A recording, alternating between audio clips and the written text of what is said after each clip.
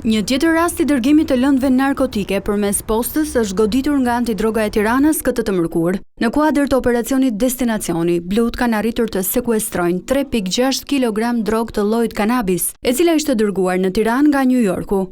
Në pranga ka përfunduar porositësi i lëndës narkotike 24 vjeçari Franci Vejzaj. Agjentët e antidrogës kanë arritur të zbulojnë edhe emrin e dërguesit të kanabisit, por pritet një bashkëpunim me policinë amerikane në lidhje me zbulimin dhe arrestimin e personave të tjerë të përfshirë. Kanabisi i sekuestruar ka një vlerë të lartë përqindje THC, duke bërë që vlera e saj në treg të jetë 50.000 euro, e përafërt me çmimin e kokainës. 24 vjeçari i arrestuar kishte bërë porosin për sende artistike në shtëpi, por realisht brenda pakos ishte fshehur lënda narkotike.